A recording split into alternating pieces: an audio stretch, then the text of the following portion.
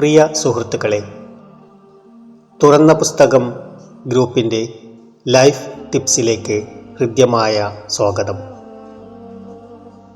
ഭാര്യയെയും കൂട്ടിയാണ് അയാൾ കൗൺസിലിംഗ് സെൻ്ററിലെത്തിയത്. അവളുടെ അനിയന്ത്രിതമായ കോപമാണ് പ്രശ്നം. തലേന്ന് 7 വയസ്സുള്ള മകളെ തലങ്ങും വിലങ്ങും തല്ലി. വായിൽ തോന്നിയത് മുഴുവൻ വിളിച്ചു പറഞ്ഞു. ക്ലാസ് ടെസ്റ്റിന് മാർക്ക് കുറഞ്ഞ നിസ്സാര കാര്യത്തിനായിരുന്നു ക്രൂര മർദ്ദനം. ഇത്തരം സംഭവങ്ങൾ പതിവായതിനാൽ മകൾക്കിപ്പോൾ അമ്മയെ കാണുന്നത് പോലും ഭയമാണ്. ദേഷ്യം വരുമ്പോൾ ഇവളൊരു ഭ്രാന്തിയാകും. പിന്നെ എന്തൊക്കെ ചെയ്യുമെന്ന് പറയാൻ പറ്റില്ല. എല്ലാം കഴിഞ്ഞാൽ പൊട്ടിക്കരച്ചിലും മാപ്പു പറയലുമാണ്. ഭർത്താവ് ബുദ്ധിമുട്ടുകൾ വിശദീകരിച്ചു.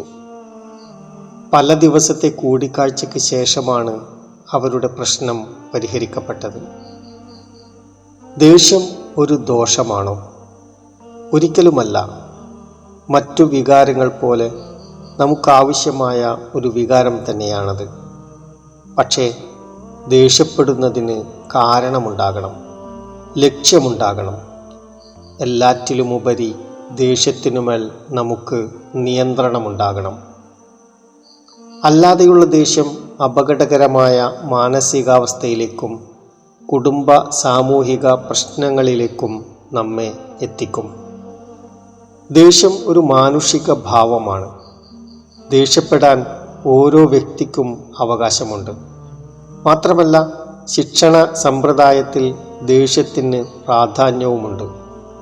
വ്യക്തിബന്ധങ്ങളിലെ അനിഷ്ടങ്ങൾ മനസ്സിൽ കുത്തിനിറച്ച് മുന്നോട്ടു പോവുക പ്രയാസമാണ്. ഇത് പ്രകടിപ്പിക്കാനുള്ള മുഖ്യ ഉപാധിയാണല്ലോ ദേഷ്യം. ദേഷ്യത്തെ ശുദ്ധദേഷ്യം, അശുദ്ധദേഷ്യം എന്നിങ്ങനെ തിരിക്കാറുണ്ട്. തെറ്റു തിരുത്താനും അതൃപ്തി അറിയിക്കാനും അനിഷ്ടം രേഖപ്പെടുത്താനുമുള്ള സ്വാഭാവിക രീതിയാണ് ശുദ്ധദേഷ്യം. ഇതിന് കൃത്യമായ ലക്ഷ്യമുണ്ടാകും. തെറ്റു ചെയ്യുന്ന കുട്ടിയോട് അരുതട എന്ന് പറയുമ്പോൾ തന്നെ അവന് കാര്യം മനസ്സിലാകും. ഇനി മനസ്സിലായില്ലെങ്കിൽ നിർത്തൂ, അങ്ങനെ ചെയ്യരുത് എന്ന് കടുപ്പത്തിൽ പറയാം. അവൻ വഴങ്ങിയില്ലെങ്കിൽ ഞാൻ വടിയെടുക്കുമേ എന്നൊരു താക്കീത് നൽകാം. ഗതികെട്ടാൽ ഒരു കുഞ്ഞടി നൽകി അവനെ കാര്യം ധരിപ്പിക്കാം. ഇതിനു പകരം കോപാക്രാന്തനായി നിയന്ത്രണം വിട്ട് തലങ്ങും വിലങ്ങും കുട്ടിയെ തല്ലിയാൽ നമ്മുടെ ദേഷ്യം വിനാശകരമായി മാറും.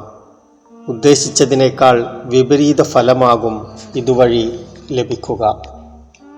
കോപാകുലനായി മറ്റുള്ളവരെ അപഹസിക്കുകയും വ്യക്തിത്വത്തെ മുറിപ്പെടുത്തുകയും ചെയ്യുന്നത് ശരിയല്ല.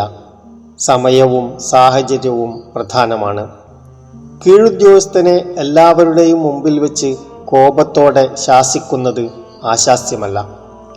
ദേഷ്യം പ്രകടിപ്പിക്കാൻ അശ്ലീല പദങ്ങൾ പ്രയോഗിക്കുക, പഴയ സംഭവങ്ങൾ പരാമർശിക്കുക തുടങ്ങിയവ ചിലരുടെ ശീലമാണ്. മറ്റു ചിലരാകട്ടെ പെട്ടെന്ന് കയ്യാങ്കളിയിലേക്ക് കാര്യങ്ങളെത്തിക്കും.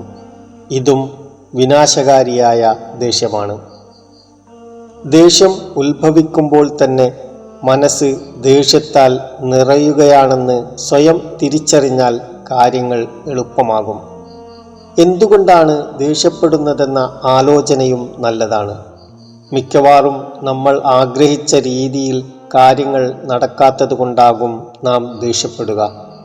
മറ്റു ചിലപ്പോൾ വേറെ ആരെയെങ്കിലുമായുണ്ടായ അസ്വാരസ്യം നാം മറ്റു ചിലരിൽ പ്രകടിപ്പിക്കും. മേലധികാരിയുടെ ചീത്ത കേട്ട് വീട്ടിലെത്തുമ്പോൾ നിസ്സാര കാര്യത്തിന് ഭാര്യയെ ചീത്ത പറയും.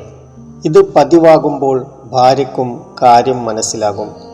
മറ്റു ചിലപ്പോൾ നമ്മുടെ വീഴ്ചകളും തെറ്റുകളും പുറത്തു വരുമ്പോൾ നാം ദേഷ്യപ്പെടും.